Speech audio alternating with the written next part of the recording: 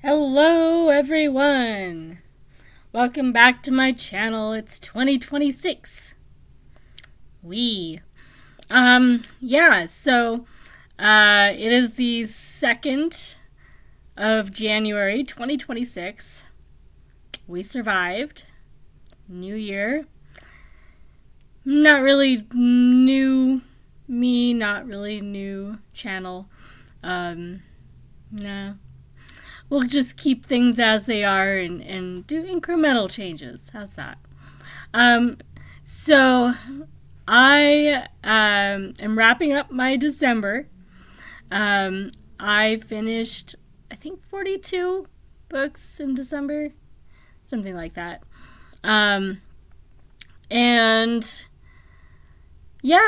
Most of them were audiobooks or print books in the later part of the month. I was aiming, theoretically, to finish more arcs. Did I? Not really. My favorite books in December were Everything is Tuberculosis by John Green, which was history of tuberculosis and sort of history of how we deal with disease and infectious disease in particular. It was really interesting. And well done. I was not expecting that from John Green. And he's not bad. I've read other books by him, but not really the sort of thing I am used to reading from him. I liked Waterline by Aram Merjoyan a lot. Literary fiction set around an Armenian immigrant family in the U.S. I think in the U.S. Maybe not in the U.S. I think they are. Maybe Canada? I don't know. Anyway. Armenian American family, I believe. Dealing with generational trauma from their family escaping the Armenian genocide, and then dealing with more immediate trauma in their family. So how families deal with traumatic stuff. It was really good. I also liked The Restraint of Beasts by Magnus Mills. It was a little annoying at the end. The ending was going good, and then it just sort of stopped. They could have used another 20 pages, wrap it up properly, and then it would have been a more solid 5 stars, but it was still good. It was still 5 stars. I liked Intermezzo by Sally Rooney. Not as strong a 5-star as The Restraint of Beasts or Waterline, but still really good. About 2 boys who have grown up to be, men, but still dealing with their childhood issues in different ways. One of them is a chess prodigy and is actually doing quite well with it, but his success being a chess prodigy has masked some other things he hasn't dealt with. And there's a lot of stuff going on. It was a really complicated book, but it actually held together pretty well. I was impressed. I will probably read more Sally Rooney this year. I liked My Friends by Frederick Bachman.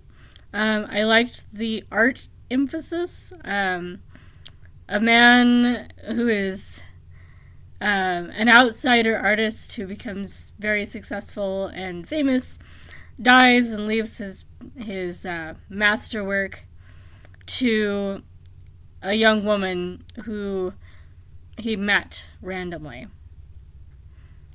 And it goes from there. It was pretty good. I really liked When We Cease to Understand the World by Benjamin Labatut. This is one that was on long lists, at least on one long list. It's about modern physics and modern physicists, and the history of science as people develop an understanding of how the world works, and then develop an understanding of where the boundaries of what we can know are, and kind of sort of don't understand it as much anymore, which I thought was an interesting perspective, partly because I did physics for the first 2 years I was in college. And a lot of my professors were, the generation before us, and really found quantum disturbing. Like, they had a hard time wrapping their brains around what they were teaching. So they were really just teaching the equations and, teaching the words, but it never really was something they could visualize. And a lot of us that are in my age group, even those of us that like me were barely squeaking by with a passing grade, we were still able to visualize some of the concepts of quantum better than our predecessors, because we grew up with some of the abstract ideas that are precursors to quantum.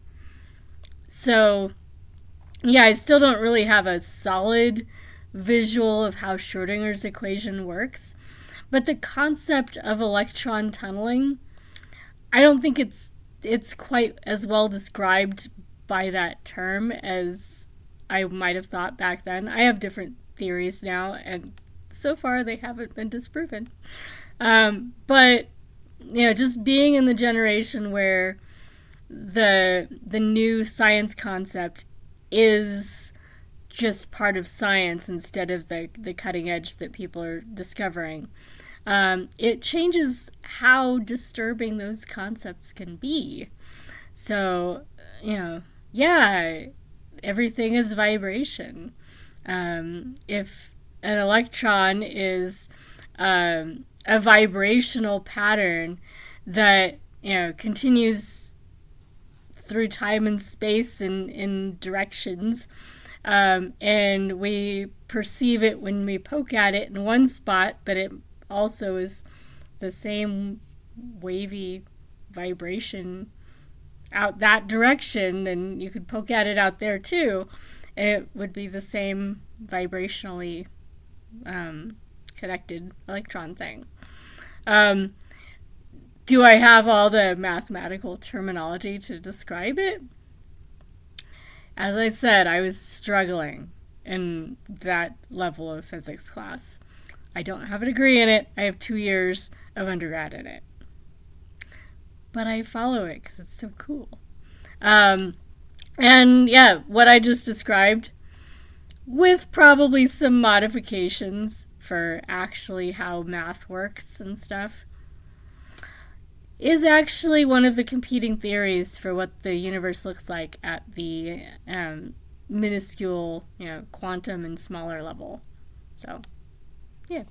I liked, thinking about all that again with this one. It is fiction, but it's it deals with real people, and it reads like science history. So, anyway, lots of fun. I enjoyed The Last Days of the Inca by Kim McQuarrie. It was just your standard history, but it really was looking at the Incas as, a superpower in their own right, but, they were just missing some technologies that the conquistadors had and were able to use to overpower the Inca, especially steel and horses, which is kind of sad because horses actually come from the Americas before they radiated out to the other continents. So if only the native tribes had not exterminated the horse from North and South America, they would have had horses. Because horses in North and South America were reintroduced by the Europeans. So, one of those little details. And I did mention G.G. Simpson's Natural History of the Horse. There's some variation on that title. If you look up G.G. Simpson and Natural History of Horse, you'll find it. And he does a really good job of the history of the horse and where it comes from and all that fun stuff. One of those books that one of my professors from mammalogy put me on to. So, anyway, horses. So it was a really good book on the Incas. It's one I own, so I read what I owned for a book. Yay. I read a lot of books that I own, actually. So December was good in that respect. I finished Relinquished by Gretchen Sisson, which is about adoption, which was interesting. Not something I think about very much. I've never really thought about myself as a parent or a potential parent. It's never been something I wanted. But yeah, and there were a lot of things I hadn't really thought about because it wasn't something immediate to me. So very interesting. See, other 5 stars. This one I'm going to start from the end of the month and go back, and anything that's a 5 star. On Tyranny by Timothy Snyder was a 5 star. It's very short. I guess for a while there, maybe still, you could find it for free places. It's really just 123 page advice on dealing with tyranny, breakdown of democracy, that kind of stuff. Good advice and good insights into the dynamics of kind of what's been going on way too much in the last few years in a few countries.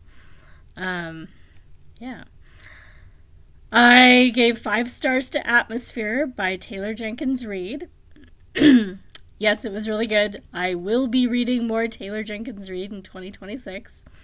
I still work at the used bookstore, and we still get books by her in.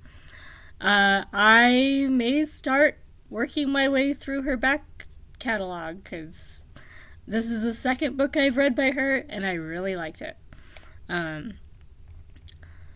Green Lights by Matthew McConaughey. I know not everybody likes the dude, Matthew McConaughey. He can be abrasive and, odd. But what I liked about his memoir is how he talks about going for what you want and just, doing it. Talking about it and then not doing anything about it gets you nowhere. And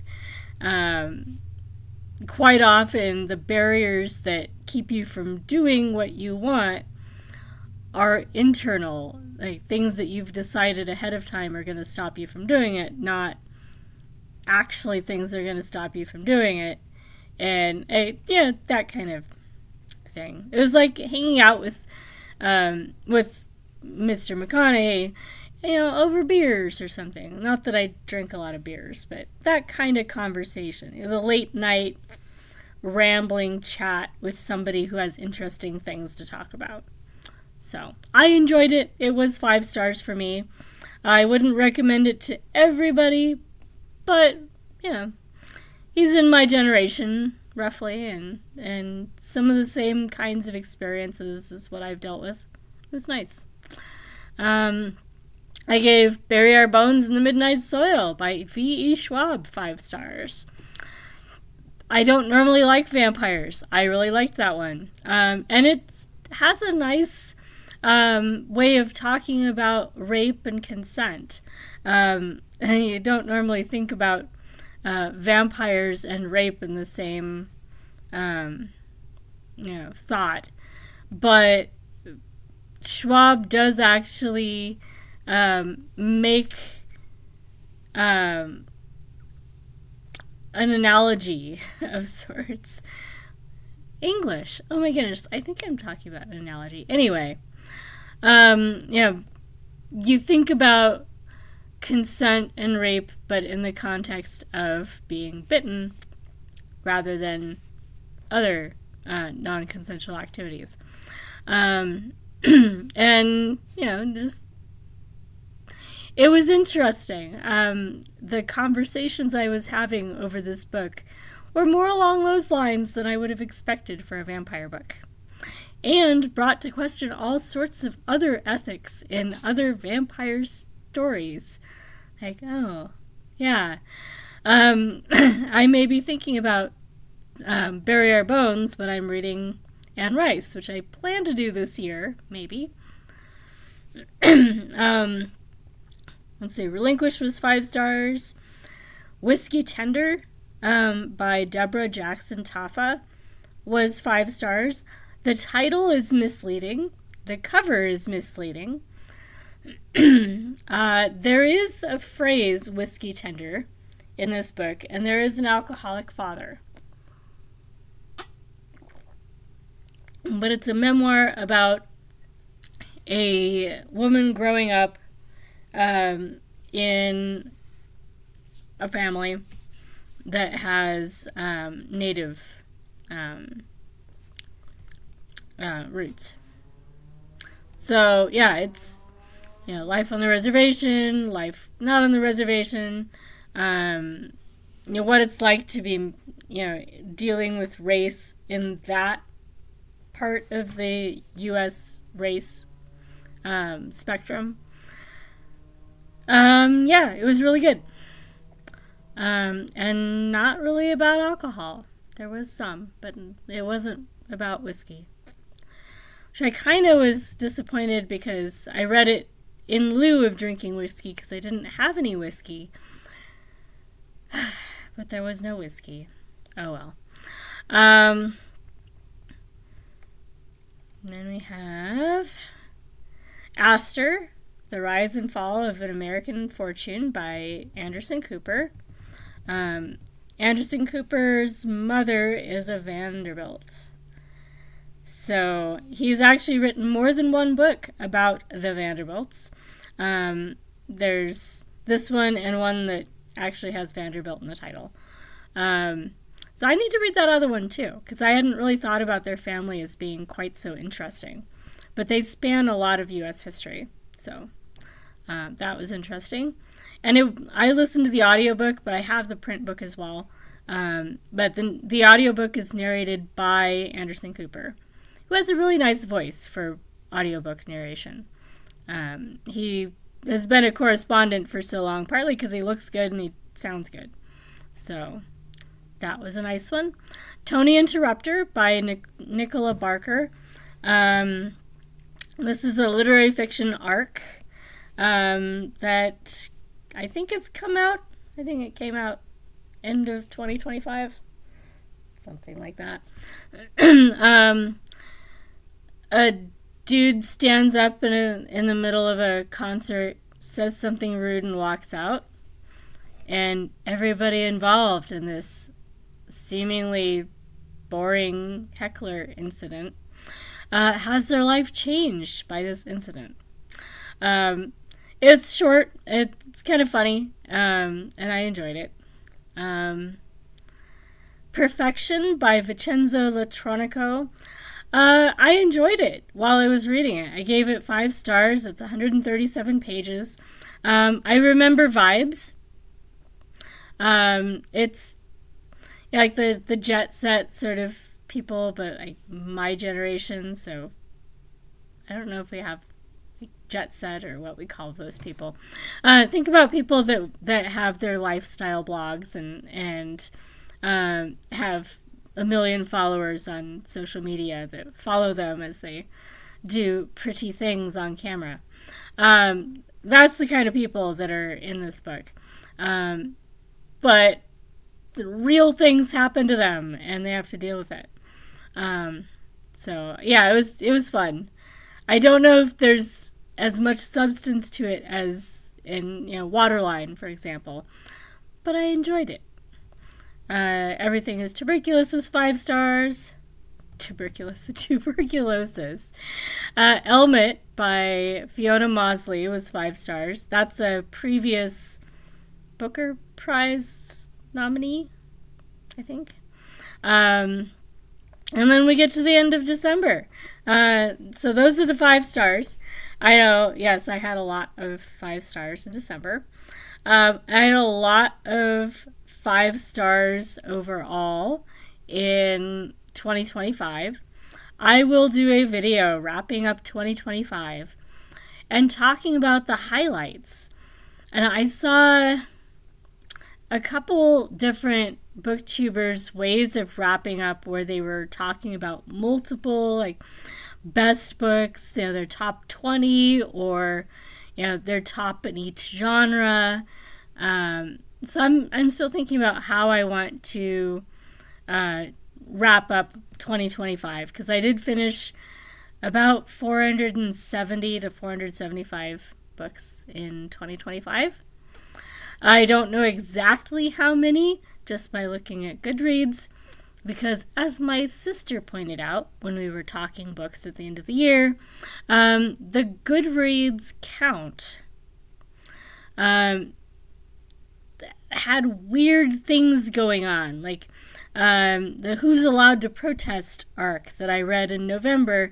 It listed 3 times, and I went and checked my listing, and there's no way that it's listed 3 times. It's listed once, because I only, added it to my list once, and then, there's the start reading, there's the logged as finished, and then that's it. It's done. That's it.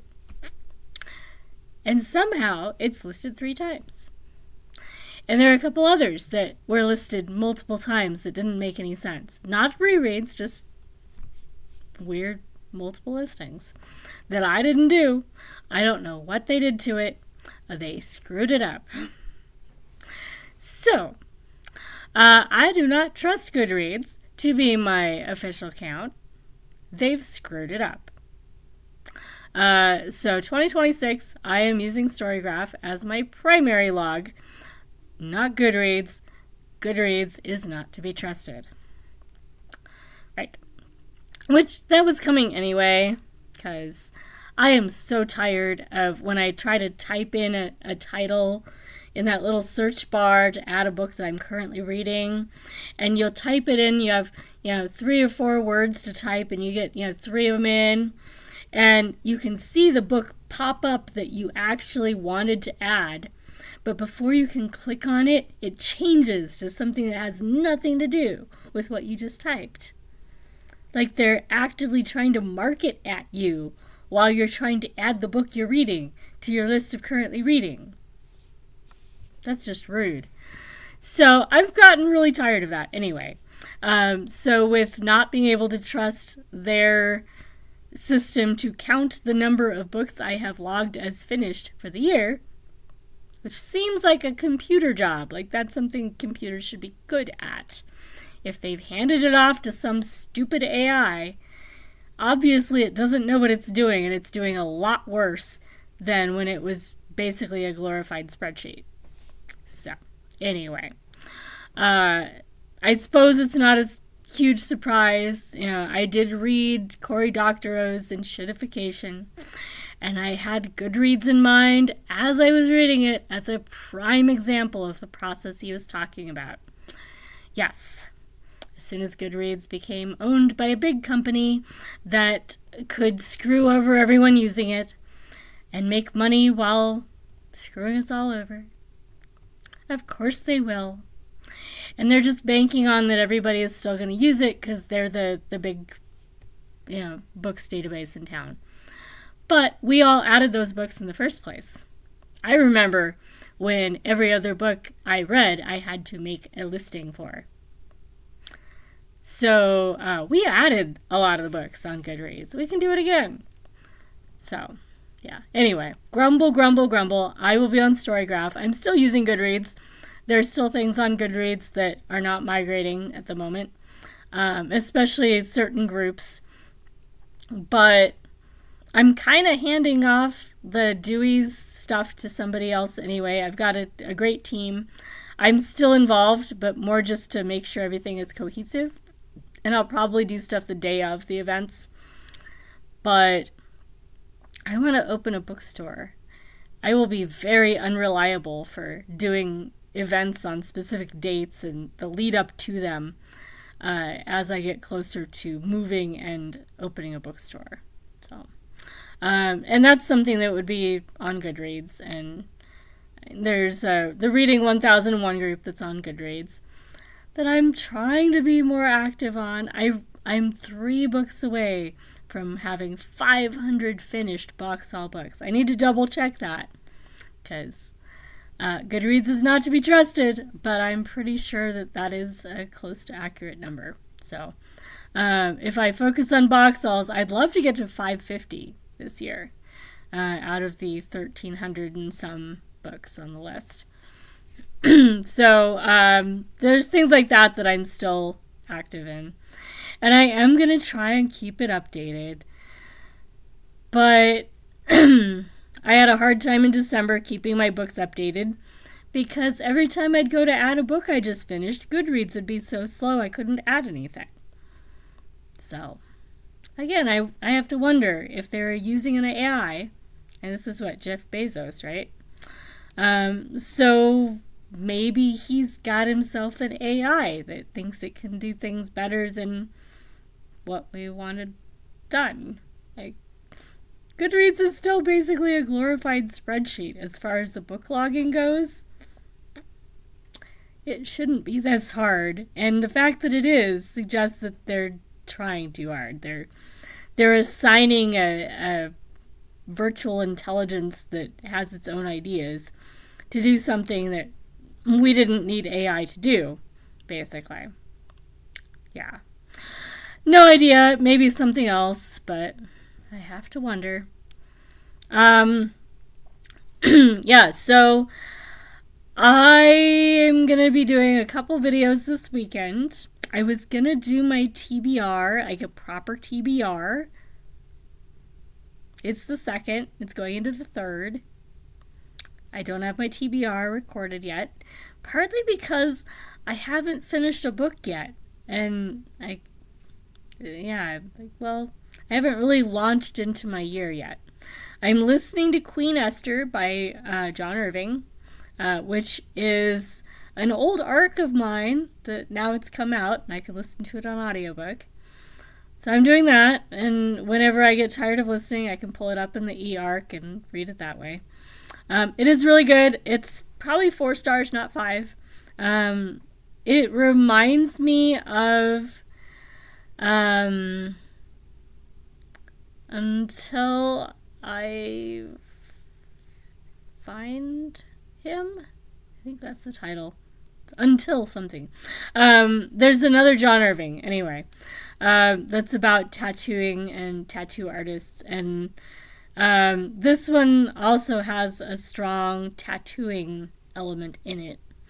But it doesn't hang together as well as some of his others. It's one of those that involves, somebody going away from where they started and going off and having adventures and maybe coming back.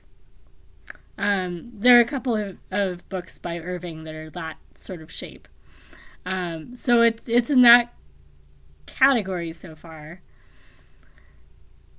Yeah, but it's just the character that's doing all the traveling and going off and having adventures. The adventures are too surface.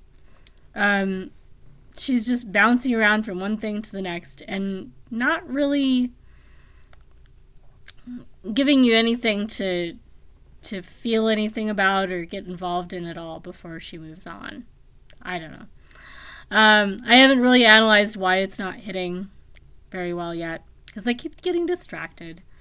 But partly I keep getting distracted because I'm not getting drawn in by this book. And other John Irvings, I wouldn't be having this much trouble staying focused. So it's not my favorite of his. It's still good, and I think if you can relate enough to the characters maybe it would be enough to make it, a high 4 stars. So, anyway, so I'm working on Queen Esther. I'm also working on another arc that's old. Trying to get some of these done because they're just a millstone around my neck. I've got recent ones I want to get to too. So I'm reading with my eyeballs The Secret War Between Hitler and Stalin by Norman Ridley.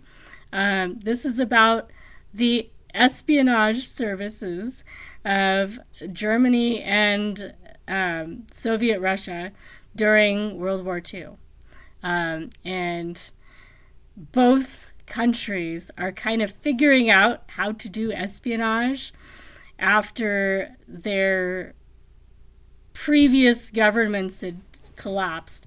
Germany, after World War I, no longer has a king. Now it's a democracy, struggling because they lost World War I and had to pay all these reparations, and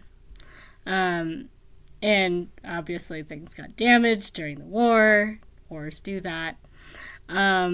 So all of these things come together. Germany is putting together a government while being supervised by the U.S. and Europe, who are weighing in on what they get to do because they did do World War I and were kind of one of the belligerent powers in World War I.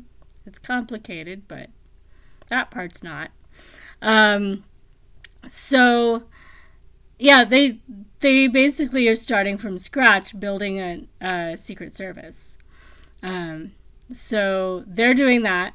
Meanwhile, the Soviets are also coming out of a major reorganization because, if you remember, the revolution that changed from the Tsarist monarchic Russian government to the revolution that led to a civil war, and lots of people died and lots of stuff was destroyed, and a long time before things settled down in Russia.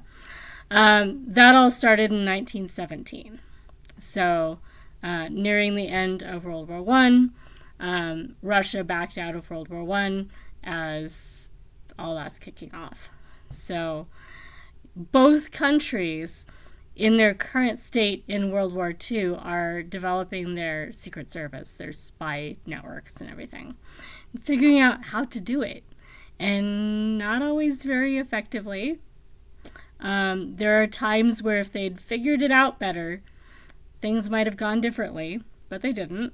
And personality plays such a huge role in the decisions they make with the intelligence that they gather. So right now I'm in a chapter that's talking about Stalin and how he had this paranoia and this idea of the way things are going to happen. Therefore, if the intelligence says something else, then it's suspect, and he ignores it. Which sounds familiar, actually. There's been some things in recent history where you have to wonder what personality is doing to change how we deal with intelligence. Anyway, so it's an interesting book.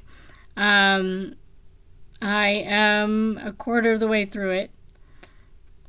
So I'm hoping to finish one of those two as my first two, books for 2026. Maybe both of them by tomorrow night. And maybe a few others too. And yeah, it's been one of those years where I'm just not getting a very fast start finishing books. I've been very distracted and haven't had a chance to just sit and read. There's always something. Oh my goodness. So we'll see. I did set my annual goal on Goodreads and on Storygraph at 500. I know I did not hit 500 in 2025, but I came awfully close. And my sister handed me a stack of manga that I have to read. And I have a stack of poetry that I'm making myself read. And I want to finish Louis L'Amour and Andre Norton in 2026. I've been working on both of those authors for a long time. I have a lot of books still to get through, and they're all short. So keeping that in mind and how close I got to 500, I started at 500. If in July I decide that I can't get there, I can drop the goal. And that's always my rule. In July, I can reassess. And if I think that the goal is too high, I can drop it, usually increments of 50. So bring it down to 450. And if it's too easy, if I get to July and it's like, this year where I obviously was going to beat my goal of, 400 really easily, really quickly, I actually didn't bring my goal up as much as I should have. So, anyway. My goal is 500. I don't know if I'll get there, especially with moving and trying to open a bookstore. But with all the short books, I really don't know. And I'm getting a little bit better about planning those, rapid fire weekends in readathons where you're supposed to read a bunch of short books. I'm bad at that. But I'm getting a little better at planning ahead so that I have more short things on hand to read during those, that I can keep my focus on them and not get distracted by something long, which is always hard. So, yeah. So not really a TBR. I think for this first week, I'm just going to do my wrap up on the 7th leading into the 8th and talk about the rest of my TBR at that point. Because my plans have already not quite worked out as planned. I've been starting Dante's Inferno, which was not on my TBR. I'm reading it in 2 different translations. The Longfellow translation and the Dorothy Sayers, yes, the novelist Dorothy Sayers translation. Both are good. Both are challenging reads if you're not used to the language. They are both poetry. Yeah, I don't like poetry, but I'm appreciating it. Poetry appreciation, that's what we're doing this month. I'm appreciating it. I have a few friends who are trying to read The Inferno to prepare to read Catabasis by R.F. Kuang. I've read The Divine Comedy multiple times in multiple translations. I know the story really well, and for me, it's still, I'm reading translations I hadn't read before. So I am reading them again and getting stuff out of them, while helping my friends get through Dante's Inferno, the first part.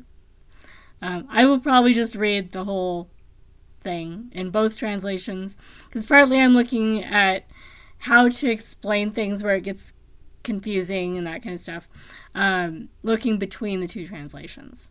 So, not really teaching. I don't think they need that. But support.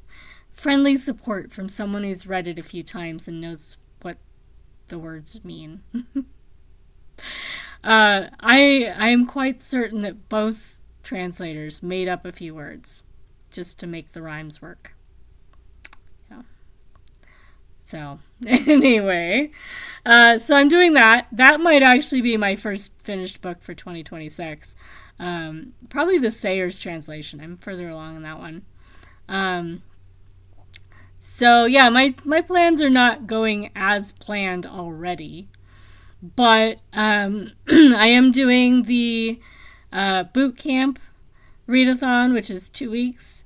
And the first section of it is a nonfiction book, a psychological novel, and a self-discovery book to be interpreted as you will.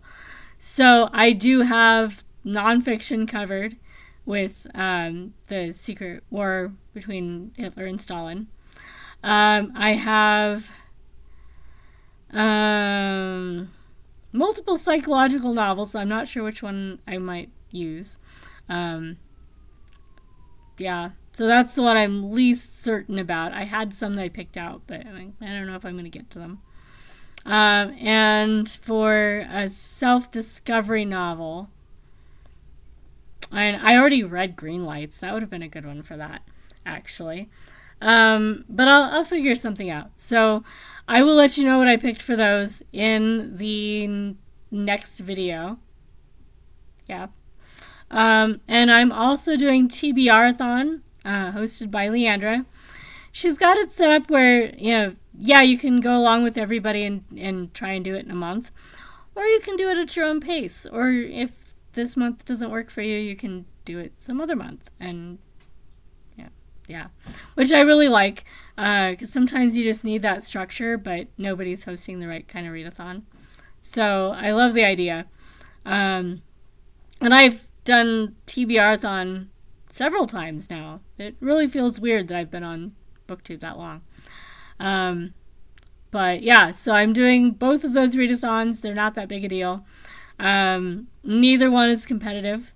So not starting out on a competitive streak. We'll see about that. The first section of TBR-a-thon, I think I figured out a book for it. But I hadn't really figured out exactly how I was going to do it anyway. Because I'm doing the map of stories. And it's not really got a direction of travel that you have to do. So I might just start on one section and work my way down all the lists of prompts. So I think historical setting would be the first prompt on that. I've got a lot of books to choose from. If I was going off of what I've got stacked up here, that might be it. I know that I need to read it and it's on my TBR. So maybe we'll go with this. Misha Solomovic, Death and the Dervish. There we go. Because it is on the box all list, and I really want to start getting those checked off. So there's a good chance at being on the top that is what I'm going to do. But we'll find out on the 7th if that's what I've done. And I did get a few more audiobooks. So if I decide I want to focus on crocheting and not have a book in my hands, I might start with an audiobook and make it easier that way. So, not a lot of commitment yet, I know, but we'll see. Let me know how your year is starting out. Are you as discombobulated as I am? Oh my goodness, it's one of those years. I will try to show off more kittens this year. We'll see if they cooperate. I don't know if I'm rescuing kittens this year or if I'm sticking with what I've got. It is possible that while I'm still here, I might continue to rescue kittens. But it will be on a small scale because I don't want to be caught with a bunch of kittens and all of a sudden be like, okay, well, if I move this week, I can get this great deal. Yeah, it might be a really bad year to be rescuing kittens if I can not. So we'll see. But, as soon as somebody's like, hey, I have these kittens, can you help? And as soon as I see the kittens, I'll be like, oh, I'll make it work. So there may be more cute kittens this year. Not more that I'm keeping, just more kittens. Anyway, I've rambled on long enough. I'm going to get ready for bed, go to bed, get up in the morning, because I have a whole day of work at the bookstore tomorrow. Lots of books. I'm actually picking up a new area. I will be running the literature section. I already have the modern literature section and the history section. So now it's just literature, and I don't have to make a distinction between modern and not modern. But I can use the modern literature space for things that don't belong strictly in the literature section. So I'm still working out what the distinctions are, but I'm having fun. And I will talk more about that probably in the next video. Yeah. So I will see everyone in the next one, or on sprints somewhere, or somewhere in booktubes. Talk to you later, everyone. Bye.